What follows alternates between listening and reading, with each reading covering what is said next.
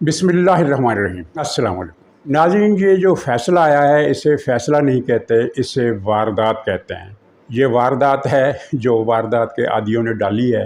अंदाज़ा करें, आपको एक मिसाल कोई इस तरह की दी जा सकती है कि जैसे कोई घर के अंदर से दरवाज़े की दर्ज में से झुर्री में से बाहर देख रहा हो कि चला गया है, हाँ चला गया है, तो फिर बाहर आकर वो भड़क लगाए कि मैं बड़ी चीज़ हूँ,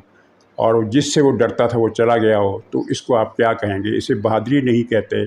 इससे मक्कारी कहते हैं, इसे दगाबाजी कहते हैं, इसे बुज़दिली कहते हैं कि एक फ़ैसला जो महफूज कर लिया था आज से 2 महीने पहले, वो मौसूफ़ ने और मौसूफ़ के साथियों ने,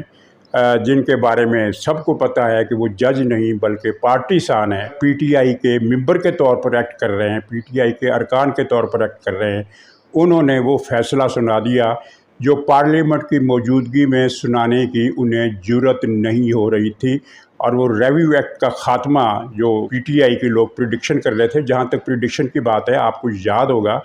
कि इसने बार बार ये मैसेज दिए थे कि खुदा के लिए मुझे तंग मत करो, मैं इज़्ज़त के साथ रिटायर होना चाहता हूँ और मैं वादा करता हूँ कि कोई हैंकी बैंकी नहीं करूँगा, कोई कंट्रोवर्सी में नहीं पड़ूँगा, कोई शरारत नहीं करूँगा। और बहुत सारे लोगों ने इस पर एतबार भी कर लिया और कहा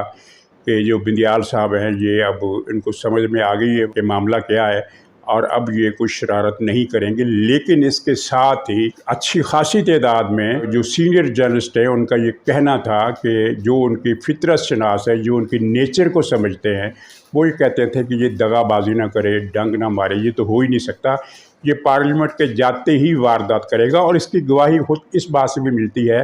कि इसने पीटीआई के सोशल मीडिया टीम के चंद अरकान को, 3 या 4 अरकान को बुलाया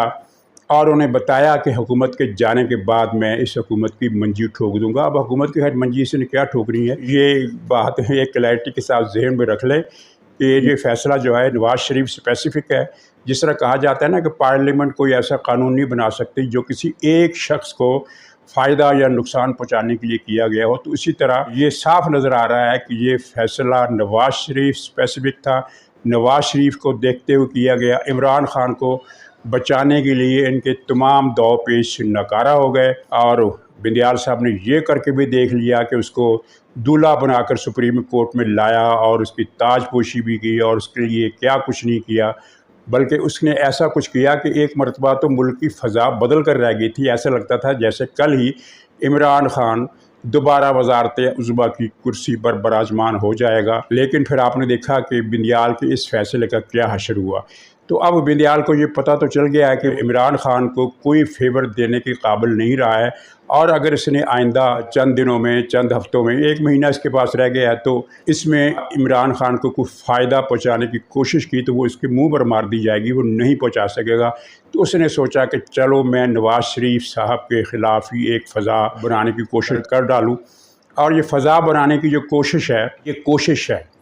फ़ज़ा नहीं बन सकती। कोशिश ज़रूर हुई है और आपने देखा कि एक मरतबा जो नवाज़ शरीफ के मुखालफ सहाफ़ी हैं, चाहे वो जियो में बैठे हुए हैं, चाहे वो किसी और चैनल पर बैठे हुए हैं,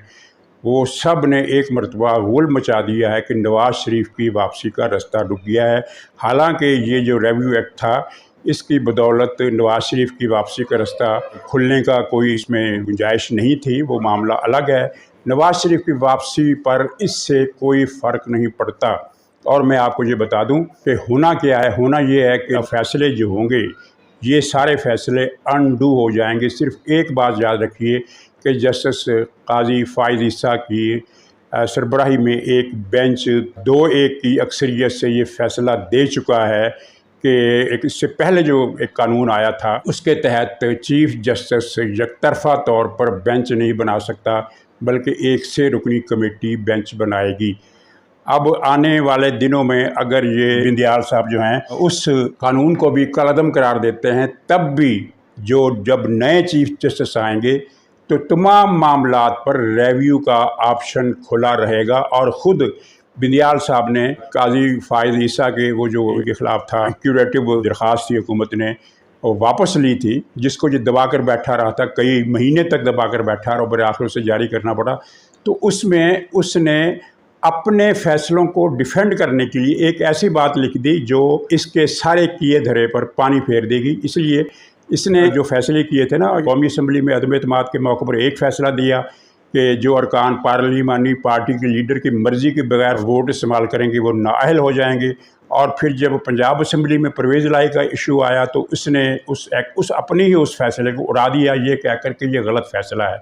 تو اور پرویز الہی کو مسلط کر دیا۔ تو اس سیکورٹی کو خارج کرنے کے موقع پر اس نے جو فیصلہ دیا تو اس میں اس نے خود لکھا، اس کو اپنا دفاع کرنے کے لیے لکھا، اور ظاہر ہے اس کو یہ یاد نہیں رہا کہ یہ بات اس کے مفادات کے خلاف جائے گی۔ اس کے مفادات سے مراد یہ ہے کہ عمران خان کے مفادات کے خلاف جا سکتی ہے۔ اس میں اس نے لکھا کہ سپریم کورٹ کو آئین کی پتہ نہیں 184 اور 188 کی شقوں کے تحت یہ اختیار حاصل ہے کہ وہ ماضی میں اپنے ہی کیے گئے کسی فیصلے کو جس پر کوئی تنازع ہو انڈو کر سکتی ہے۔ یہ اس کے اپنے لکھے ہوئے الفاظ ہیں اس میں۔ تو اس حیثیت سے بھی اور دوسرے معاملات کی بنیاد پر بھی نواز شریف صاحب کی واپسی میں اور ان کی اہلیت میں یہ فیصلہ حالیہ جس کو میں نے واردات کہا ہے، نواز شریف کا رستہ نہیں روک سکتے، الا یہ کہ نواز شریف جن کے بارے میں کچھ رپورٹیں ہیں کہ وہ شہباز شریف صاحب کے طرز عمل سے اور جو کچھ انہوں نے نواز شریف کے حوالے سے کیا دل برداشتہ ہیں، اور وہ یعنی یہ میں ایک امکانی صورت کی بات کر رہا ہوں، یہ کوئی خبر یا اطلاع نہیں دے رہا، تو دل برداشتہ تو وہ ہیں، لیکن اگر وہ اس دل برداشتگی کی بنیاد پر فیصلہ کرے کہ میں نہیں آ رہا مزید کچھ عرصہ کے لیے، تو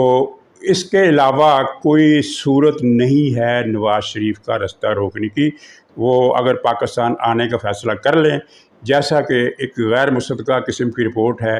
اور شہباز شریف نے بھی کہا ہے، لیکن ظاہر شہباز شریف کی بات میں وزن نہیں ہوتا، وہ قابل اعتبار بھی نہیں ہوتی، لیکن کچھ دوسرے ذرائع کی خبر بھی ہے کہ وہ اگلے مہینے پاکستان آ رہے ہیں۔ پہلے ان کا 14 اگست کا پروگرام تھا، اب انہوں نے 14 ستمبر کا کر دیا پروگرام۔ واللہ عالم کس حد تک یہ اطلاع درست ہے،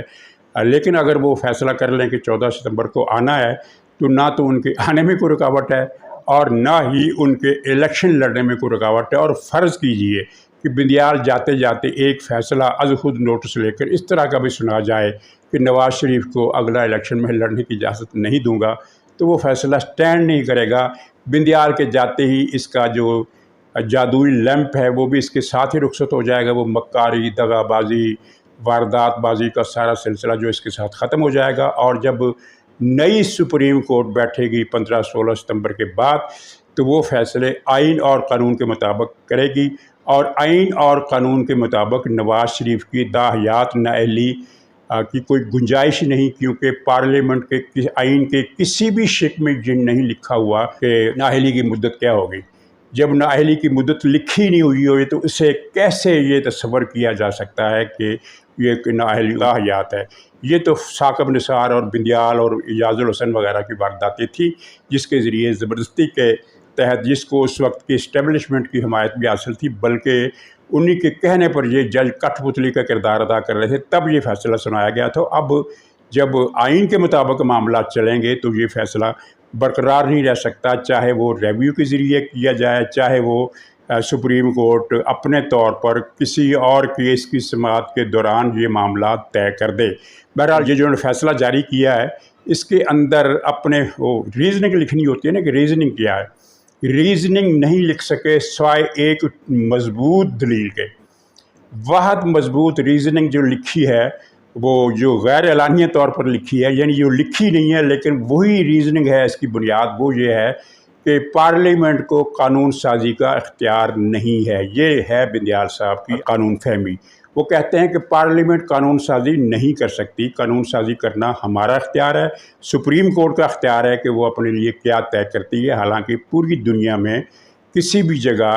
قانون کی یہ تشریح کسی نے آج تک نہیں کی ہے۔ اور اعظم تارڑ صاحب جو وزیر قانون ہیں، جن کو شہباز شریف صاحب نے مجبور کیا تھا کہ بندیال کو ان کی مرضی کے جج دیے جائیں، اور شہباز شریف صاحب کا تو خیر کیا ہی کہنا، انہوں نے تو بندیال پر وہ اتنا خوش تھے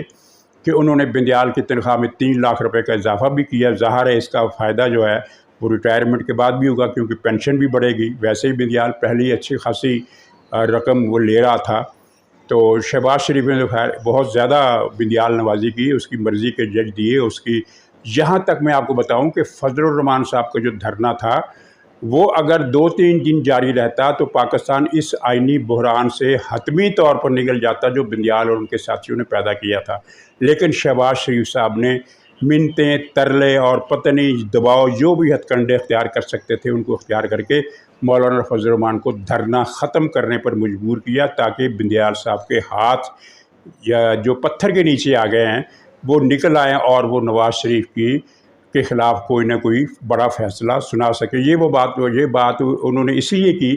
کہ وہ اسٹیبلشمنٹ کے ساتھ یہ مکمکا کرنے میں مصروف تھے کہ نواز شریف کو چھوڑیں، میں ہی اگلا وزیر اعظم ہوں گا اور آپ میری خدمات حاصل کریں، آپ جو چاہیں گے وہ ہم کریں گے۔ لیکن ان کو یہ خیال نہیں رہا کہ اگر فرض کیجئے بالفرض ایک مفروضے کے طور پر، ایک مثال کے طور پر میں بات کر رہا ہوں کہ اگر نواز شریف فرض کیجئے اعلان کر دیتے ہیں کہ ٹھیک ہے میں پاکستان کی سیاست سے ریٹائر ہوتا ہوں، میں پاکستان واپس نہیں آؤں گا، یا اگر آؤں گا تو بس یعنی ریٹائرمنٹ میں زندگی گزاروں گا، سیاست میں حصہ نہیں لوں گا، تو اس کے بعد پھر مسلم لیگ نون تو ہو جائے گی ختم اور اس کی جگہ پیدا ہوگی مسلم لیگ شین۔ تو مسلم لیگ شین تو انتخابات میں اتنی سیٹیں بھی نہیں لے سکتے جتنی قاف لیگ لیا کرتی تھی۔ ماضی میں اس نے 2-3 مرتبہ جتنی سیٹیں لی، 3 سیٹیں کبھی 5 سیٹیں، تو مسلم لیگ شین جو ہے وہ تو اتنی سیٹیں بھی حاصل نہیں کر سکے گی۔ یعنی کہ نواز شریف کو باہر رکھنے سے شہباز شریف صاحب کو کوئی فائدہ نہیں ہوگا۔ اس صورت میں متبادل آپشن اسٹیبلشمنٹ کے پاس وہ جہانگیر ترین پارٹی کی صورت میں موجود ہے۔ تو خیر یہ تو بات بیچ میں ایک ضمنی طور پر آ گئی۔ اگر شہباز شریف صاحب رکاوٹ نہ بنتے تو عدالت یہ سپریم کورٹ کے اس 3 رکنی عمران خانی بینچ کی طرف سے جتنے بحران پیدا کیے گئے تھے وہ پارلیمنٹ نے ختم کر دینے تھے۔ پارلیمنٹ نے کئی قانون سازیاں کی جن میں یہ بھی قانون شامل تھا کہ پارلیمنٹ جب چاہے کسی جج کو اس کے مس کنڈکٹ کی بنیاد پر پارلیمنٹ میں طلب کر سکتی ہے، اس کے خلاف کارروائی کر سکتی ہے۔ اسی طرح کے اور بھی کئی اقدامات تھے، اور پارلیمنٹ سے باہر جو ایک اقدام ہوا وہ تھا فضل الرحمان کا۔ یہ سارے ان اقدامات پر شہباز شریف صاحب نے عمل نہیں ہونے دیا، بلکہ بندیال صاحب سے اپنی دوستی کا حق نبھایا، اور اس دوستی کے پیچھے ظاہر ایک مفاد تھا جس کی طرف میں اشارہ کر چکا ہوں۔ تو اب اگر نواز شریف صاحب دل برداشتہ نہیں ہوتے، اور دل برداشتہ ہونے کی وجہ وہی ہے شہباز شریف صاحب کا رویہ، تو اس کے علاوہ کوئی ان کے پاس وجہ نہیں ہے۔ اسٹیبلشمنٹ کی طرف سے ان کے راستے میں کوئی رکاوٹ نہیں ہے، جس طرح کا پروپیگنڈا کیا جا رہا ہے کہ اسٹیبلشمنٹ نواز شریف صاحب پر اعتبار نہیں کرتی، ایسی بات نہیں ہے۔ اسٹیبلشمنٹ نہ تو یہ چاہتی ہے کہ نواز شریف کو زبردستی بٹھایا جائے وزارت عظمیٰ کی کرسی پر، نہ ہی وہ یہ چاہتی ہے کہ نواز شریف کا رستہ غیر جمہوری طریقے سے روکا جائے۔ وہ دونوں صورتوں میں سے کسی ایک بھی صورت کی حامی نہیں ہے۔ چنانچہ نواز شریف کی واپسی میں رکاوٹ کوئی نہیں ہے۔ اگر وہ دل برداشتہ نہیں ہوتے تو واپس آئیں گے، اور واپس آئیں گے تو پنجاب کا نقشہ تو تبدیل ہوگا ہی، اور اس کے بعد اپنے ڈیو کورس میں ستمبر کے وسط سے حالات سپریم کورٹ کے یہ نہیں رہیں گے، یہ سارے فیصلے انڈو ہو جائیں گے،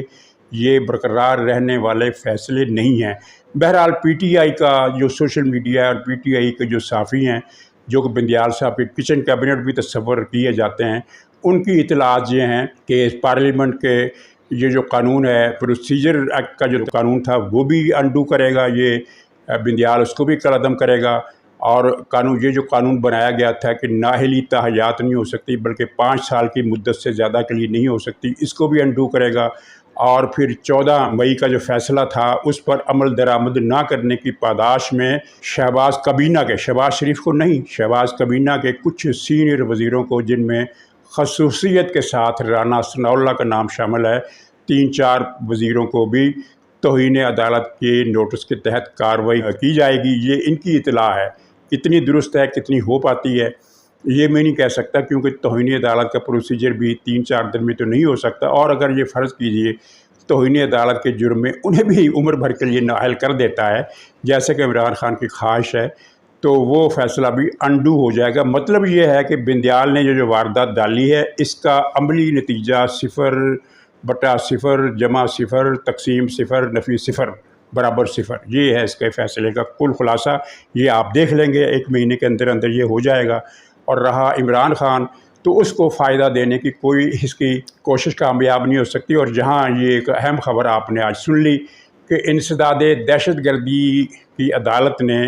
9 मई के वाक़यात में इमरान ख़ान पर जो 7 मुक़दमात कायम किए गए थे अलग अलग मुकामात पर, उनमें इमरान ख़ान की तरफ से अबूरी ज़मानत मुस्तरद कर दी गई है, तौसीह नहीं दी गई, ज़मानत की दरख्वास्त भी मुस्तरद कर दी गई है, ज़मानत खारिज हो गई है। अब इसका मतलब क्या है? इसके बाद इजाज़त चाहूँगा। इसका मतलब ये है कि वो जो मैंने कल इतला दी थी प्रोग्राम में कि 9 मई के वाक़यात की तफ्तीश का अमल 90% मुकम्मल हो गया है और बिंदियाल के जाते ही इस पर अमल शुरू हो जाएगा, लेकिन अब लगता है कि इमरान ख़ान की गिरफ़्तारी 9 मई के केसेस में किसी भी वक्त डाल दी जाएगी और कार्रवाई भी शुरू हो जाएगी। नाज़रीन, इजाज़त दीजिए, इंशाअल्लाह अगले व्लॉग में फिर मुलाकात होगी। तब तक के लिए खुदा हाफ़िज़।